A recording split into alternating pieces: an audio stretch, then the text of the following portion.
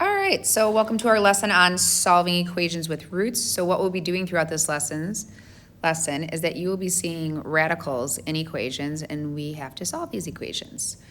So what you're going to see is that we actually have a pattern forming in our first three problems, but that doesn't always happen. So let's concentrate more on how you solve an equation with roots in it. Okay, so here's our first equation. It's find the value of x. You should notice that there's two radicals. So I know that there are square roots, and to get rid of a square root, I have to square. Seeing that I have two square roots, what I want to do is I want to balance the equation by having one on each side to make my life a little bit easier. So I'm going to start by subtracting root x from both sides. That way I have a square root on each side. So I have the square root of x plus 17 is equal to 17 minus root x. Now, if that 17 wasn't there, like I feel like life would be easier, you know, like the algebra is not as bad, but it's happening, no big deal. All right, so I see that this square root is isolated. So I can get rid of this square root by squaring this, but what I do to one side, I have to do to the other side. So I'm gonna square this side also. This square cancels out this square root. I have x plus 17 is equal to, and then remember 17 minus root x, I have to multiply that out. I have to do 17 minus root x times 17 minus root x, okay? So that's 17 times 17, which is 289. Remember, we asked you to know your perfect squares up until 20. Outer is negative 17 root x, and so is inner. So that's negative 34 root x. And then last times last, negative root x times negative root x is positive x. So I tend to not write that out and just think of squaring this, multiplying these two, doubling it, and then squaring this, okay? All right, now I just have to solve this equation. I'm going to subtract x from both sides. So minus x, and la-di-da, those cancel out, right? So now I have 17 is equal to 289 minus 34 root x. So I want to end up squaring this, but I have to get rid of that 289 and that negative 34. I'm going to start by subtracting 289 from both sides. So I have negative 272 is equal to negative 34 times root x.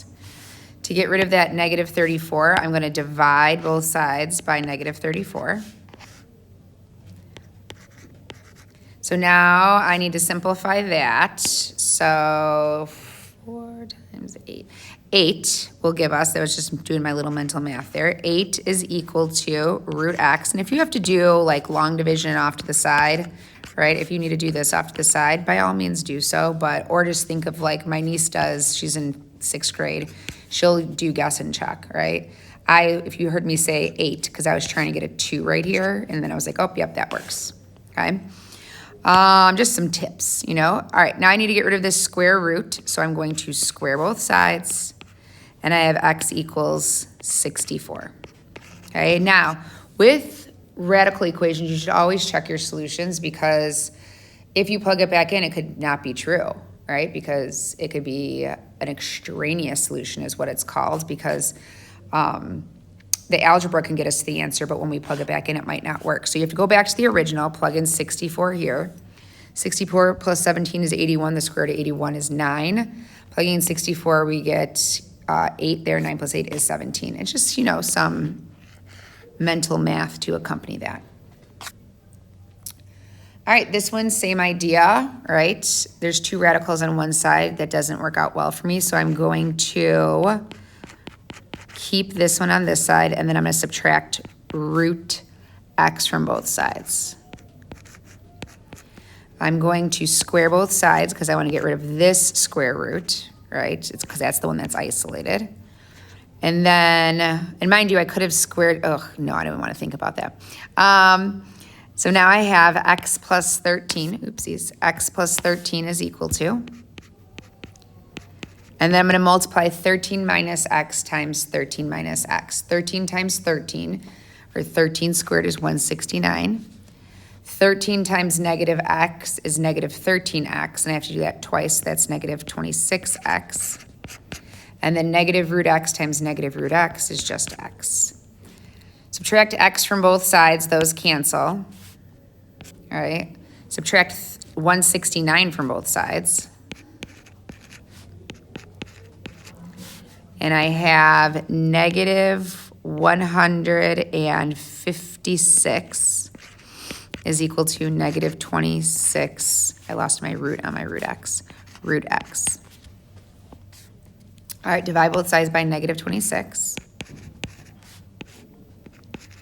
All right, and then divide by 26. So 26 times what gives me 156? Is it 6? Because that would give me a 6. 6, yes. So 6 equals root x. Square both sides. And you have x is equal to 36.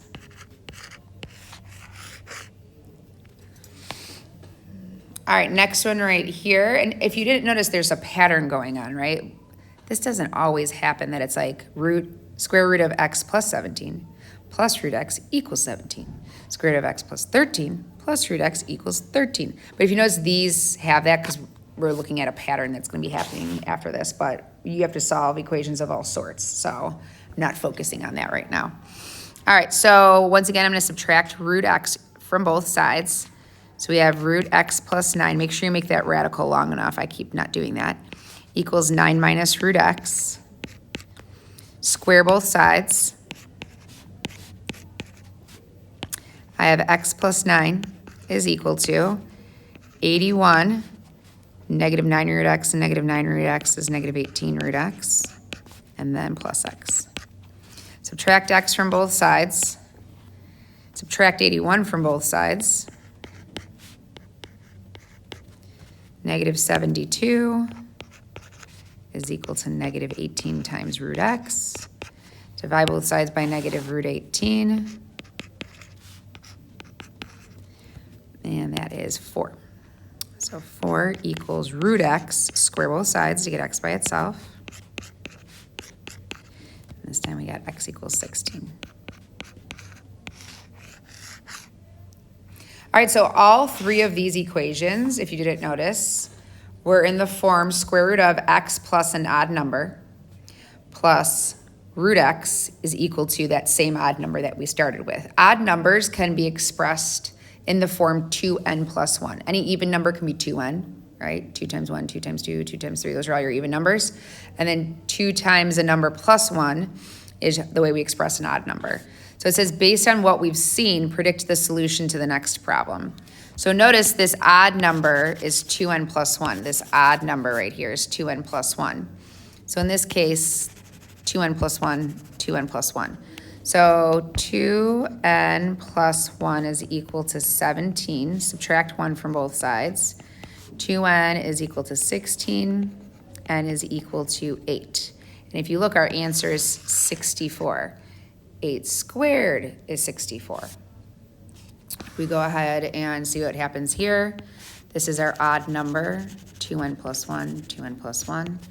So 2n plus 1 is equal to 13. Subtract 1 from both sides. 2n is equal to 12. N is equal to 6. And 6 squared is 36. 2n plus 1 is equal to 9. Subtract 1 from both sides. 2n is equal to 8. N is equal to 4. And 4 squared is what our answer is, 16. So using this idea here, based on what we've seen, predict the solution to the problem above. Hopefully you say after you solve this for n, you just square that value. So n squared would be what it would be equal to. So it says, find a way to describe what's happening here. Algebraically, geometry, visually, however you want to do it. So pause the video, think about that. Hopefully you came up with why that's happening. All right, let's just see if this works for even numbers because we already saw it worked for odd numbers. So does it work for even numbers, right? And I don't mean solving it. We can still subtract x, root x from both sides, multiply it out. I forgot to check my answers on the other two. Ugh. So if you plug in 36 here, you get square root of 49, which is 7. If you plug in 36 here, you get 6. 7 plus 6 is 13. If you plug in 16, you get 25. Root 25 is 5, plus 4 is 9. Okay, so now I feel better about checking. I need to get rid of all those arrows, though, so my Answer key looks pretty, sorry. I think I'm good now. Yeah. Okay. Except this went away, n squared. All right. Sorry, I got out of track there. So what we're checking is we're going to see if we could take the shortcut and say 2n plus 1 equals 8, subtract 1 from both sides. 2n equals 7, divide by 2, n equals 7 halves. So if our pattern is correct, that means n squared would be, I would have to square, I don't like how I wrote that. Yeah, n squared would be, square that, 49 fourths, which would be equal to what x is. So what we'll do is we'll solve it the algebraic way, which is the way that we have to solve any other equation, and see if we get 49 fourths. If we get 49 fourths, then the pattern works for even numbers too. All right, so subtract root x from both sides. That's root x plus 8 is equal to 8 minus root x. Square both sides. That's x plus 8 is equal to, remember, we got to square this side, square this side. 8 squared is 64, negative 8x and negative 8x, sorry, negative 8 root x and negative 8 root x is negative 16 root x. Negative root x times negative root x is just x. Subtract x from both sides. Subtract 64 from both sides. Where's my blue? There it is. That is 56 is equal to negative 16 times root x. Divide both sides by 56. Sorry, negative 16. I keep saying the wrong thing. Divide both sides by negative 16. 16 doesn't go into, I lost my negative on this. I was like, I got the, lots of mistakes happening, but I'm catching them. That's the good news. All right, 16 does not go into 56, but 8 goes into both of them, right? 8 goes into negative 56. Well, it's negative over negative, so it's going to be positive. 8 goes into 56 7 times. 8 goes in 16 twice. There's that 7 halves, yes. Times root x, or equals root x. My God. Square both sides, and I get x is equal to 49 fourths. Looky, looky. All right? So that pattern does work for even numbers too, right? So once again, that pattern was root x plus a number, which we can just call it as a, plus root x is equal to that same exact number. You can use 2n plus 1 equals a to solve for n and then square it. That's what x is equal to. Now, if you forget that, life will go on because we can solve it algebraically. So let's see if it holds up true for this. I already can tell it's not going to because this can't be 2n and this can't be 2n plus 1 and 2n plus 1. So it's not going to work, all right? Let's just prove that it doesn't work. 2n plus 1 equals 8. We already solved that. We got n equals 7 halves. So we should get x is 49 fourths, which I highly doubt will happen, right? Okay, so let's go ahead and solve this algebraically, which is going to give us the correct answer. Subtract root x from both sides, square both sides.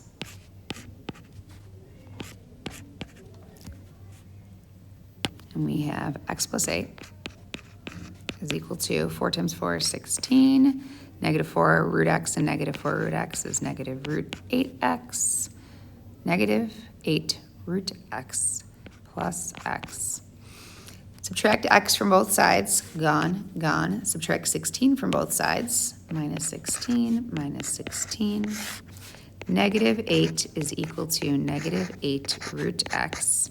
Divide by negative 8, you have 1 equals root x, and then square both sides, and you have x is what? So that is the solution, which is not this.